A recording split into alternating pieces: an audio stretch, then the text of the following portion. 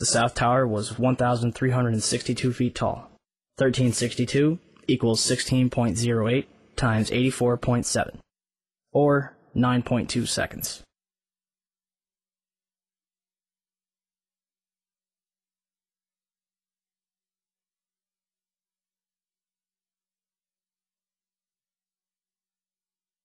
The Twin Towers came down in nearly free-fall speed. 200,000 tons of steel shatters into sections no longer than a couple feet long. 425,000 cubic yards of concrete is pulverized into dust. Thousands of lives are extinguished instantly. So what brought down the World Trade Center? Let's ask the experts. Van Romero, Vice President for Research at New Mexico Institute of Mining and Technology. My opinion is, based on the videotapes, after the airplanes hit the World Trade Center, there were some explosive devices inside that caused the towers to collapse. The collapses were too methodical to be a chance result of airplanes colliding with the structures. 10 days later, certainly the fire is what caused the building to fail. Why would Romero change his mind so suddenly? Hyman Brown, civil engineering professor and the World Trade Center's construction manager. It was over-designed to withstand almost anything, including hurricanes, high winds, bombings, and an airplane hitting it. Although the buildings were designed to withstand a 150-year storm and the impact of a Boeing 707, jet fuel burning at 2,000 degrees Fahrenheit weakened the steel. Kevin Ryan, Underwriters Laboratories, the company that certified the steel that was used in the World Trade Center, in a letter to Frank Gale of the National Institute of Standards and Technology. We know that the steel components were certified to ASTM E119. The time temperature curves for this standard required the samples to be exposed to temperatures around 2,000 degrees Fahrenheit for several hours, and as we all agree, the steel applied met those specifications. Additionally, I think we can all agree that even unfireproof steel will not melt until reaching red-hot temperatures of nearly 3,000 degrees Fahrenheit. Why Dr. Brown would imply that 2,000 degrees Fahrenheit would melt the high-grade steel used in those buildings makes no sense at all. This story just does not add up.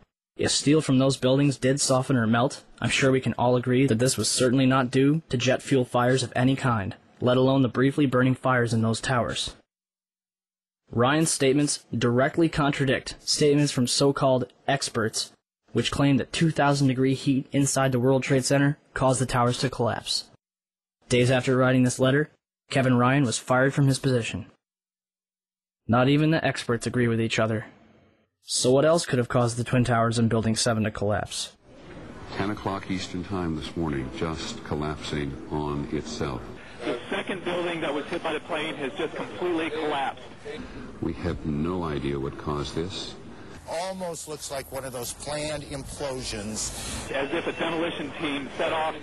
When you see the old demolitions of these old buildings, it folded down on itself and it is not there anymore. If you wish to bring anybody who's ever watched a building being demolished on purpose knows that if you're going to do this, you have to get at the under infrastructure of a building and bring it down.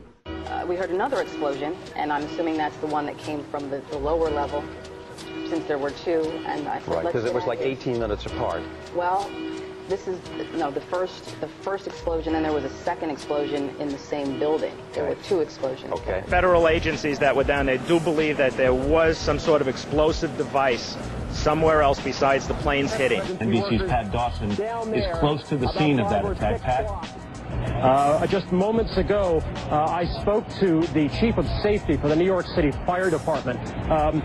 Chief Albert Turry, he received word of the possibility of a secondary device, that is another bomb going off.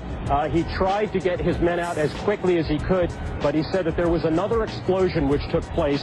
And then an hour after the first hit here, with the first crash that took place, he said, there was another explosion that took place in one of the towers here. He thinks that there were actually devices that were planted in the building. The second device, he speculates, was probably planted in the building. There were 2 or 3 similar huge explosions, and the building literally shook. You literally shook at the base of this building. First one and then the other. Some say after secondary explosions. When a big explosion happened, all of a sudden the elevator blew up, smoke. I dragged the guy out. His skin was hanging off, and I dragged him out, and I helped him out to the ambulance. Walking down the stairs, we made it to the 8th floor. Big explosion. Blew us back into the 8th floor. Just get out of the tunnel. the subway tunnel? Yeah. Tell us what's happening out there. Oh my We just witnessed some kind of secondary follow-up explosion on the World Trade Center number 2, the one. Secondary. We understand now there has been a secondary explosion on Tower 2. There was another major explosion. The building itself, literally the top of it came down, sending smoke and debris everywhere. Collapsed. 5 blocks from the World Trade Center, and we were standing here when there was some sort of collapse or explosion. Do you know if it was an explosion or if it was a building collapse? To me, it sounded like an explosion. When I tried to save people, in a moment we heard a big explosion coming down. Everything just went black. Everything came down, glass started popping.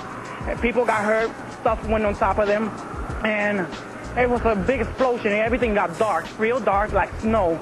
The FBI is here, as you can see. They had roped this area off. They were taking photographs and securing this area just prior to that huge explosion that we all heard and felt. Coming over our radio, get out of the area, the second tower is coming down. They tell you the second tower is Yes, it's about to collapse. At 10:30, I tried to leave the building, but as soon as I got outside, I heard a second explosion and another rumble and more smoke and more dust. I ran inside the buildings, the chandelier shook, and again, black smoke filled the air. Within another 5 minutes, we were covered again with more silt and more dust. And then a fire marshal came in and said we had to leave because if there was a third explosion, this building might not last.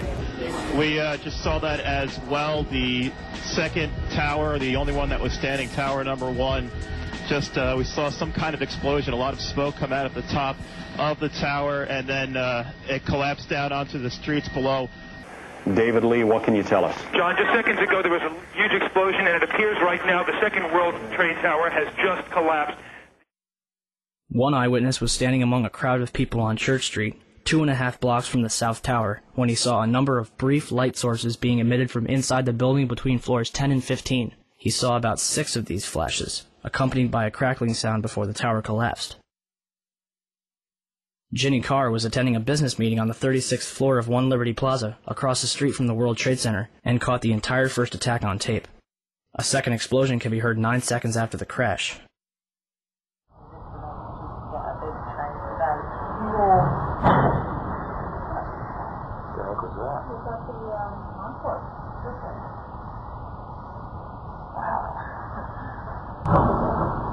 It sounded like something crashed.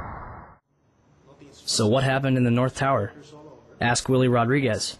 Willie, a janitor who worked in the World Trade Center for 20 years, was in sub-level 1 when the North Tower was hit. And all of a sudden we hear boom! I thought it was a generator that blew up on the basement. And I said to myself, oh my God, I think it's a generator. And I was going to verbalize it. When I finished saying that in my mind, I hear boom! Right on the top, pretty far away. So it was a difference between coming from the basement and coming from the top. And that's, everybody started screaming. And a person comes running into the office saying, explosion, explosion, explosion. He got his hand extended, and all the skin was pulled from his under his arm, all the way to the top of the fingertips, and he was hanging on both arms. Hanging and hanging. And then I look at his face, and he was missing parts on his face. And I said, what happened? What happened? And he said, the elevators, the elevators. And there were many explosions, and when I actually talk about those explosions, they said that, well, there were so many kitchens in the building, and they have probably those gas canisters. And I said, I don't believe that, because the building was a Class A building. They have very strict guidelines of what you can put in a kitchen, and I really doubt it was gas. So there was a lot of misconceptions of what happened that day in terms of the explosion. But up to date, I haven't received an actual explanation about the different explosions that I heard on the upper floors and not all the way to the top.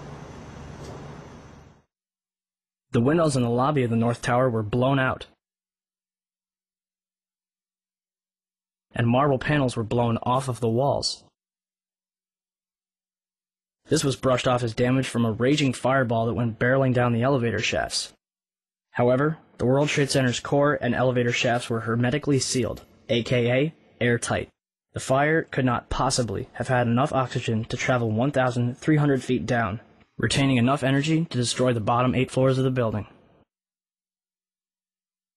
On 9/11, New York City lost 343 firefighters at the World Trade Center. Since they were the ones inside the towers before and as they collapsed, I'd say they've got a pretty good grasp on what happened.